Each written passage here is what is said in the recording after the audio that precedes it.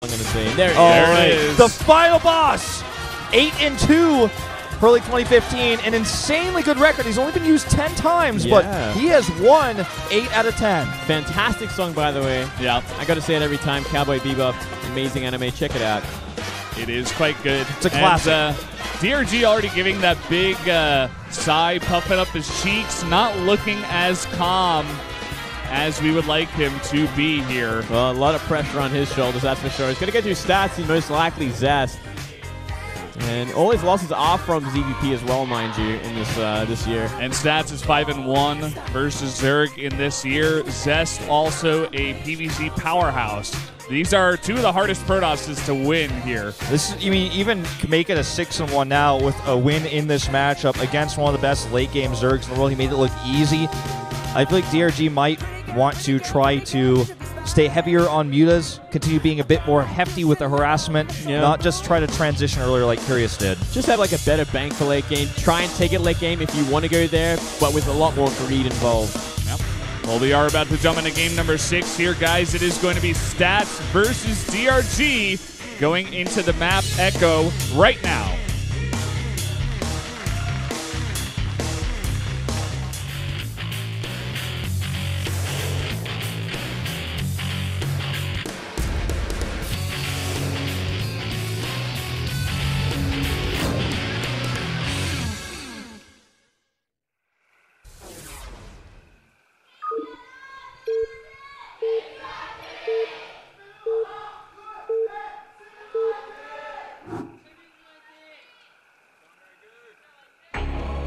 Down here in the bottom right, in the red, the Protoss player from KT, it is Stats.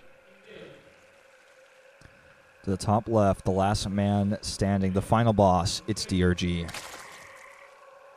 Such a tense moment for him and his team now. We'll have to likely defeat 2 Protosses in Stats, and then, of course, going into Zest. Potentially, maybe even TY coming out on Vonnie Research Station as well. Yeah, possibly. I mean, TY doesn't have bad TVZ at all.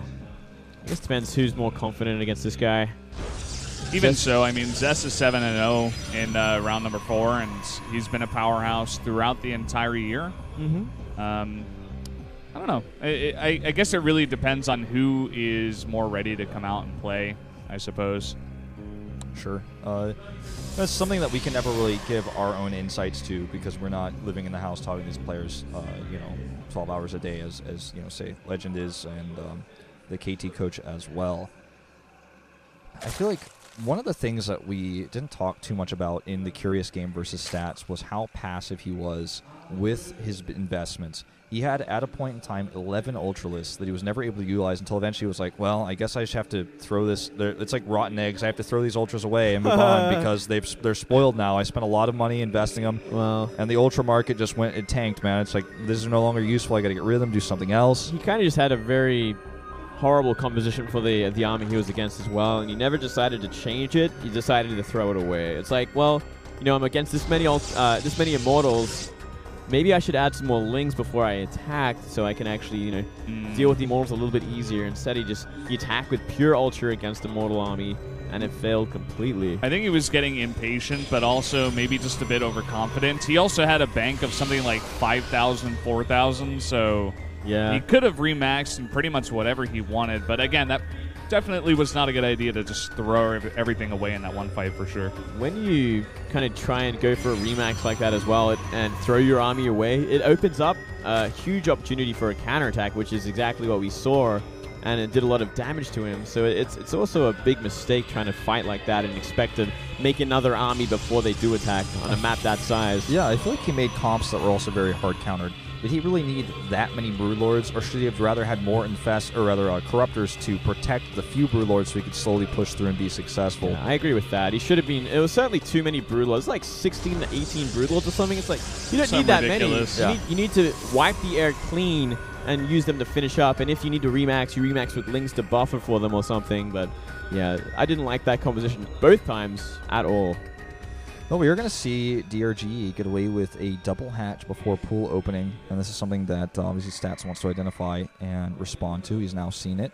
He has a very quick Cyber Core, so he can grab his tech early on here. Well, he did go for the Nexus first himself. as well, and then did go into that gate and Cybercore. But he does have the necessary gas to go into some kind of tank. Just going to go for Warp Gate and a Stalker first. I wouldn't be surprised if we do see that Oracle opening this time around. It's generally the sort of punishment you will have on a greedy Zerg like this. Yeah, that's what I'd like to see. That's also, you know, quite a drastic change from what we saw in the last game as well that DRG's looking at. Chrono Boost on Warp Gate, though. Well, maybe just looking for an all-in kill. Could be that as well, you know, not a bad choice either, considering how greedy and a double hatchery before pull is. And he still has another player to fall back on if this fails. It's not like this is a 3-3 score. It's a 3-2. Yeah. And he's got Zest behind him, so maybe even a guy that Stats considers to be better than himself. And he's like, okay, well, if you're going to go for something this greedy that we don't see all that often, I'm just going to kill you. And if it doesn't work, that's okay too. Another thing to note is the lack of gas, which is exactly what Stats scouted. He's like, okay, you have no gas income, which makes it so much easier to go for a gateway attack. Without any sort of link speed or roaches, you know, you can just kind of build this army of gateway units that are going to crush any amount of Zerglings eventually. Look at this. He's going to make a ton of gates now, right? He's going to make like 3 more gateways as soon as that Overlord dies. Well, maybe 2 more if he really wants to, but he doesn't have to either. Oh, wow. Stargate. He can just build up, you know, on 3 gateways and go for an attack, and it's going to do a lot of damage. It's going to slow down the drone production, force out a lot of slowlings. This is the last thing DRG wants to make right now. Yep, 10 more, 14 more on the way. Roach Warren as well. He's going to add a few more drones here. But he spots the pile and he knows how close it is. That's important to know. And with a ton of Stalkers here with good micro, he can definitely do a lot of damage. Already making that many lings itself is damage. Yeah, that is just slowing down the economy production so much. And he doesn't even have to warp in, but he is going to warp in 5 Stalkers, which is going to do a lot of damage against completely gasless army. Yeah, again, just slow lings. It's going to be so long until that comes out here. If he gets a time warp off on these lings as well, which he probably won't because it's a bit risky if ling speed was on the way, he doesn't know. But if he time warped them, he could actually do insane damage. Well, picking away like this is pretty safe as well. There's no risk of surround, to be honest. Look at this, 12 more drones on the way. He's also adding spores. He knows the transition. His Overlord has seen the Oracle. So he's trying to just say, okay, I've done it. I've held this. Moving on. So it's so tough. Even though he knows about this, he's got still no speed. So he doesn't want to make any more lings because that means less drones. So he's really on a razor thin edge where he's trying to walk. This is nice. Gets an Overlord. Supply blocks. Yeah, looks like he's going to send that Oracle as well towards the 3rd base, but there should be a Spore up. Is there a Queen, though? Yes, there is a very weak one, though. He can kill it. Queen, man. Wow. Really out of position there. He's got a few more Queens coming over, though. DRG is really on top of his scouting. He saw the 3rd base. I think he's just kind of trying to cut his losses at this point and transition. I think he's done a decent job of that. Yeah, you know, he's droning up pretty well, regardless of all this pressure. He's still ahead in workers for now. Cooling tower going to go down here. And a lot of sentries to help protect this base. 6 of them building that energy for a long time now. I think we're going to see similar sort of army for stats. It's going to be that +2 in Blink and probably transition later as well. I think he's also going to play this the same way he played Curious.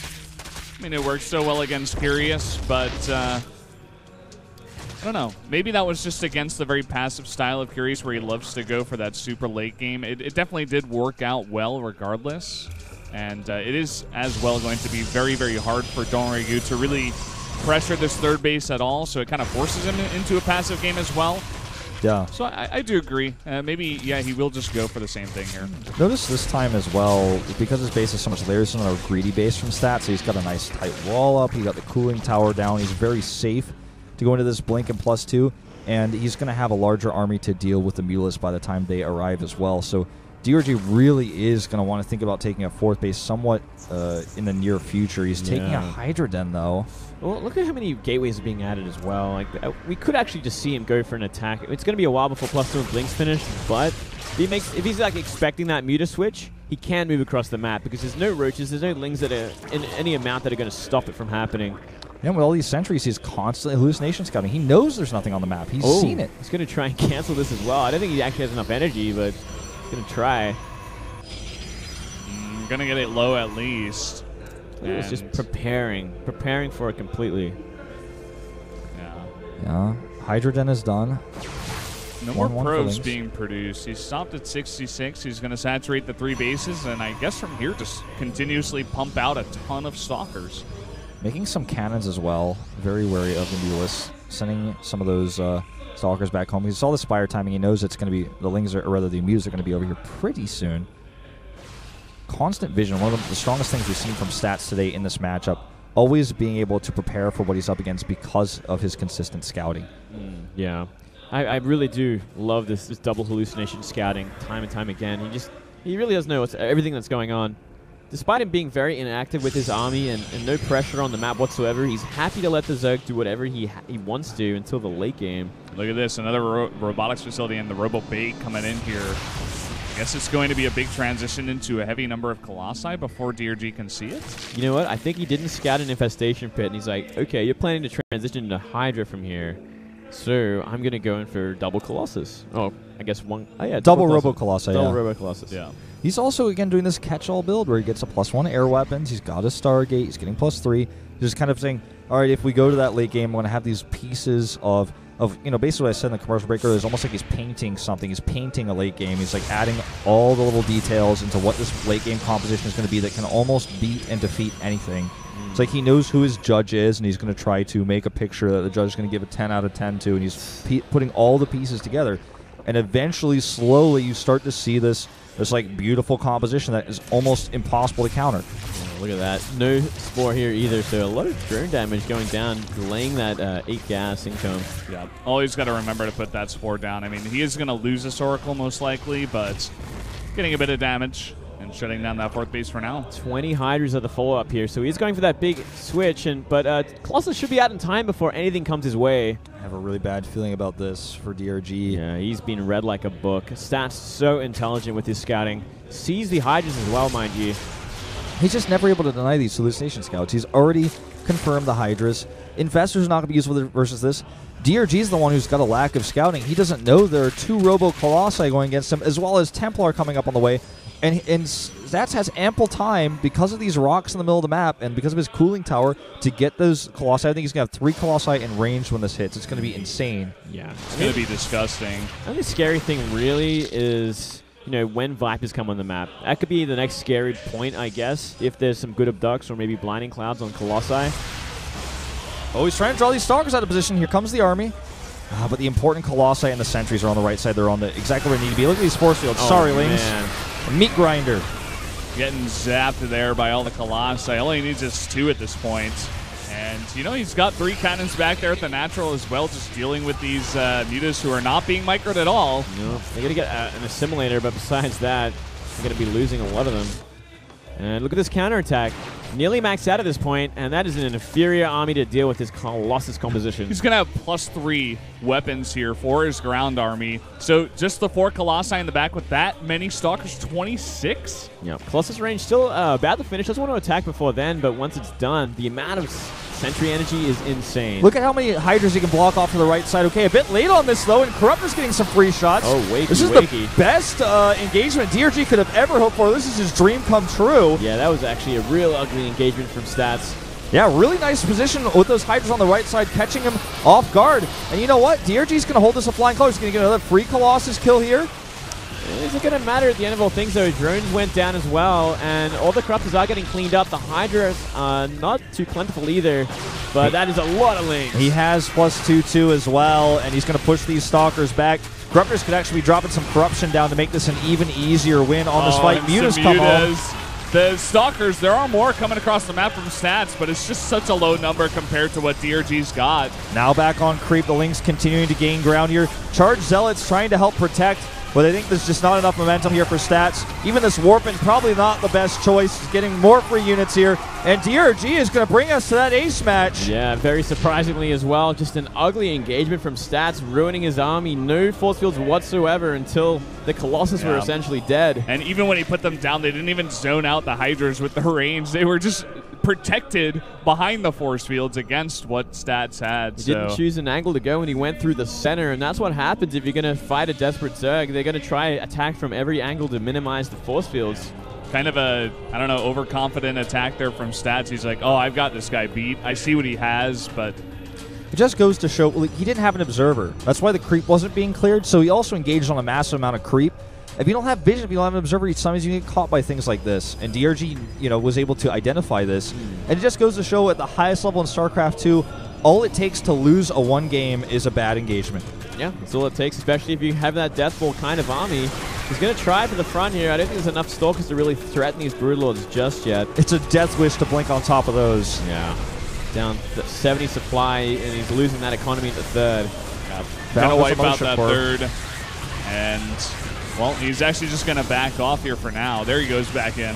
He's just zoning out this army to make sure that it's never going to be a good blink. And look at that. It's not a good blink. He gets 2 Broodlords, but he's losing so many Stalkers. He's got no economy to replace these. And the concave of Hydras is even just too much for these 3 Colossi who are being bugged out by the Broodlords. He is sieging the base of Stats hard. Stats is trying to hang on here. He's starting to wipe out the Broodlords, and only Hydra's left over. Maybe he can wipe it out. It's still hard. He needs to target those Broodlords back on this army. Yeah, ugly engagement there as well, but still, I think he's done the damage he's needed to. And he's just going to keep streaming Lings across the map while he remaxes with 15 Mutas. And as long as he kills all the Stalkers here, he should be okay. Big storm there. Yeah, going to clean up everything at the base, so I suppose Stats can kind of take a deep breath here. And with 17 Mutas on the way, they're going to be good for keeping Stats on his side of the map, but not really at a straight-up fight against this many Storms. Yeah, I think he definitely jumped the gun a little bit there with his Broodlord control. Not targeting the army. 1 Stalker delaying some creep here. I mean, this whole thing started when DRG moved across the map with his comp. He had 2 Stalkers and 1 Colossus, and somehow he was able to get enough units out to hold on because he still had the counter to the unit comp except the Broodlords, and DRG gave him an opportunity to kill those. Now it's 17 Mutas to 5 Stalkers, but 4 Templar with Storms. Well, let's see what they can do here. They're going to need the perfect Storms to stop this from killing him. I don't think they actually have enough energy just yet. One has 82. The other ones must be somewhat similar in energy. Yeah. What are the upgrades on those Mutas, by the way? He's only getting +1 attack right now. Probably no armor whatsoever. Wow. Against, 3-1, 3-2 Stalkers, I would assume. Yeah. He's nearly as well. So many cannons still helping zone out, helping buy time. He's got a hive. I wouldn't mind to see an Ultralisk Cavern go down at this point as he continues to harass. Yeah. It's about trying to quell these Mutas, stop them from destroying the gas as well. It's so important to keep that alive. Should have his Storms in place for them as well. You can shave off a few of them and just really bring him back into this game and minimize that harass. Yeah, this game seemed it was all over. Now we're getting Fleet Beacon out, second Stargate. He's still playing so far from behind, but there is a way in. If we do see DRG stumble too many times from this point, throw away too much, sure, there's hope there. Yeah. And not make an Ultralisk Cavern as the transition here. I mean, I suppose he is looking at double Robo, so getting out a decent number of Immortals is not too hard for Stats, but against what he's got right now, it's like the perfect unit. Yeah, once these Phoenixes start to get up to 5, 6 with Anion Pulse Crystals, he's going to be at maybe 8 by then. These Mutas are not really going to be what he wants anymore. He is building spines. Oh.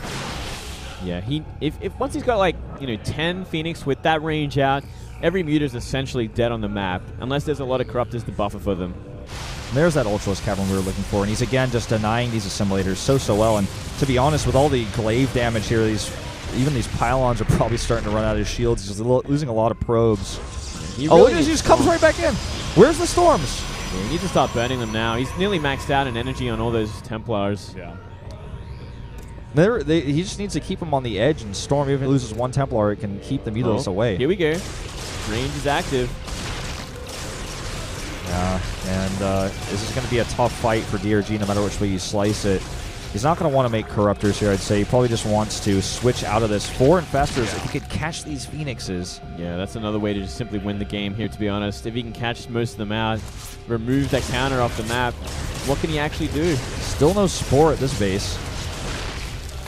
Desperately trying to get them down now, but the Phoenixes have successfully pushed them back, and Stats is kind of reading the switch into Ultras as well. Double Immortal coming out here. He's going to begin to make that perfect army once again, and now he does have the Fleet Beacon and the 2 Stargates, which he did have later on in that other game, which allowed him to get a insane number of Tempests as well. And keep in mind, really long time ago, he got the +1 for those Phoenixes as well, right? So he's still got this in the cards, and he's You're just basically doing the same sort of thing. Huge run by there. This could do a little damage. Oh, the block there.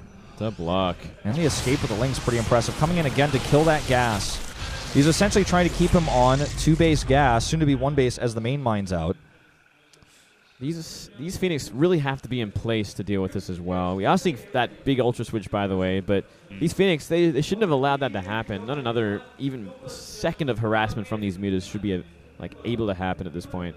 Can you check? Can you press that T key and show me how many spines we got on this map right now? He's made a ton, 15 spines, so he's not afraid about counterattacks. He's not going to die the same way Curious did to these Zealot run-bys with the mineral bank, and Stats really doesn't even have a mineral bank right now. Yeah, the 4th base is it's a while away here for Stats as well, especially with this number of mutas still on the map. I mean, the Phoenixes have been out of position more than one time as well. Yeah, he's got to start shaving off the mutas at this point. What is he afraid of? He's afraid of something. Infestors, I guess, fungals, but there's none nearby. Yeah, he's got to be very active with these Phoenixes.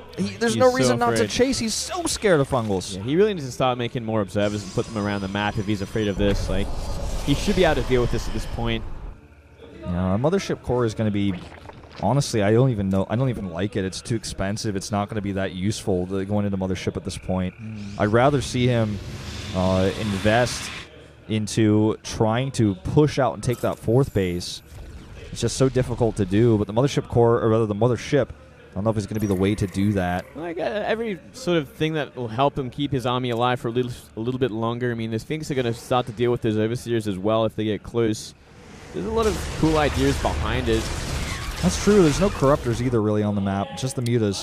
Weed Storms, where are they? Stats! Oh, not paying attention. There are a couple of nice storms finally, but he loses 4 Templar with full energy. Oh, man. This might be the time to sack the mutas, though. I don't think they're getting out of here with all that storm damage. You might as well just try to fight on the probes. He's not even chasing with those Phoenix there. Not chasing. Ling's running into the natural. He's going for the Robos. That's kind of falling apart here. Going to try to buy time with these spines here, but there's Ultras and Fungals available. Still, it's not really a too scary army for these Immortals to deal with. I think he might have to sack this base. Yeah, looks like it. He's taken the other base in the bottom left as well, and there's still Lings in the main of Stats. Yeah, he's making Corruptors with a few more Ultras as the Remax here. Spine's actually kind of walling off his own Ultras. He wants to try to come from behind and trap this army with Fungals. Not going to happen, though. He does have that base to the bottom left, so he could definitely move some of his surviving drones to that location, but he is down to 49 of them. Yeah, well, I mean, considering the 38 of probes, that a lot of them aren't mining either, a lot of damage still going down in that 3rd base. This is really like a last-ditch effort for Stats at this point. He's got to try and find this attack, but it's going to be so hard against so many Fungals. It's Fungals, Spines, Ultras. Here comes the Mothership. 8 Corruptors only as the way of dealing with that, so he's really just going to have to fight onto these units, I think. Yeah, he's got 7 Overseers as well, maybe just going to fight against that Mothership. Yeah, I mean, Fungals obviously will reveal the army as well, and there's not a lot of zoning with no Tempest on the map either. Well, here we go. Okay, let's see if he can make it work this time where Curious could not. Fungals and Blinding Clouds. I think that is going to be all she wrote. Oh, my God. Yeah, there's no way he's winning that fight. GG. Going to an ace match. Unbelievable. DRG coming through for his team. Despite looking like he was a bit nervous, comes out and plays a very, very solid game against Stats. I was really worried for him there when he had the game won and then he was struggling to close it out. I was starting to wonder, is Stats' supreme late game going to creep up on him as he gets nervous in this super important match? But now he could actually bring his team into the next round of playoffs. He could knock KT Roaster out of round 4. It's all on him going into our repeat Vonnie Research Station. Up against Zest as well. It has to be Zest at this point. There's no doubt about it. I mean, Zest is best. He's got to come out as that ace match player. He was 7-0 in round 4. I want to say it again. He's been so on fire that I don't think he cannot play this guy. It's a mistake to not use him. I 100% agree. What other choices are there really? I mean, there's no. There's not. There's just not. TY will not come around this map. Sit down, TY. Sit down, TY. I mean, he could. I mean, TY would be great on this map as well, playing some very solid mech, but I don't think so. I think it has to be Zest. I think DRG is very proficient versus mech as well. I like his versus mech ZDT.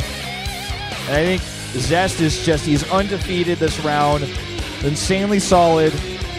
And I think we're going to see Zest try to use oracles to get ahead on this map and play a much more aggressive style. Yeah. Not like a mid-game Colossus timing, but like aggressive gateway pressure with sentries, maybe just a big Zealot Warpins, try to get ahead. Well, yeah, Zest is a completely different beast when it comes to PvZ. Oh, yeah. And he is certainly a lot more active and aggressive.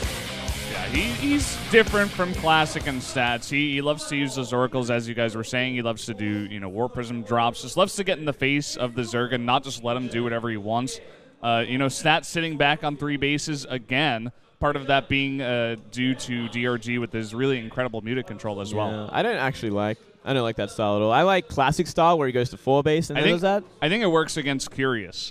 Yeah. It's a good idea versus Curious. If you're up against someone Coda, who throws their army away again and again, sure. Well, let's be real as well. Stats should have had that game 1 with a timing attack that he basically just walked onto creep without knowing there were Hydras there, missed force fields as well.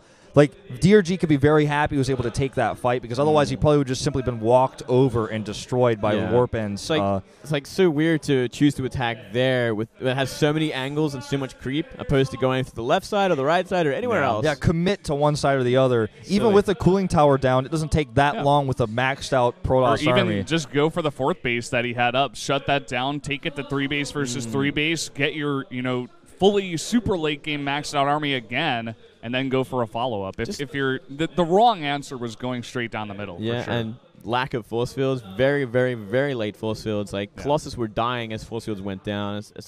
It was very weird. Like maybe his hotkeys were wrong or something. I can't tell, but it's really it's such a strange thing to happen. Yeah. Well, I mean, I think Zest is the better choice here than TY. We saw TY fail against Biel overall, like all the way in Game 7 in Star League, a very different sort of beast. I think TY's place comes maybe later on, maybe against CJ. I don't think this is the time. No, I don't think so. I think it has to be Zest to close this one out. He's fantastic against Zerg as well.